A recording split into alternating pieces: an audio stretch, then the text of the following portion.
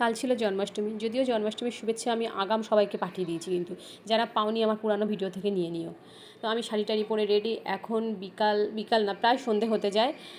তো আমি শাড়ি টাড়ি পরে রেডি হয়ে গেছি, আর আমার ভোগ টোগ সব কিছু বানানো হয়ে গেছে। জন্মাষ্টমীর একদিন আগে তো মিষ্টি মিঠাই যা যা বানানোর বানিয়ে নিয়েছি। আজকে কী বানিয়েছি জানো? আজকে বানিয়েছি লুচি, তালের বড়া, সুজি, পায়েস, আর কী করলাম, এই কটাই করেছি। হ্যাঁ, তালের বড়াটা করা তো সব থেকে ঝক্কির কাজ, কেননা তাল ছানো, তার থেকে গ্রেভি বার করো, মাখো, তারপর বড়া বানাও। যাই হোক, এইসবগুলো করা হয়েছে। সন্ধেবেলা ঠাকুরের সমস্ত ভোগ সাজিয়ে দেওয়া হয়েছে। আর আজ রীতা আমার ফ্রেন্ড এসছে ওর সঙ্গে খেলতে, তো আমি বললাম একটু বসে যা, ওর বাবা নিতে এসেছিলো, বসে যা, পুজো টুজো হোক, প্রসাদ খেয়ে তারপর তুই তোর বাবা যাবি। 6টার দিকে নাকি অষ্টমী ছেড়ে যাবে, সেই জন্য 6টার মধ্যে আমরা পুজোয় বসে গেছিলাম। আর দুজনে মিলে বেশ মজা করছে, দুজন ছিল বলে এদের বেশ আনন্দও হয়েছে।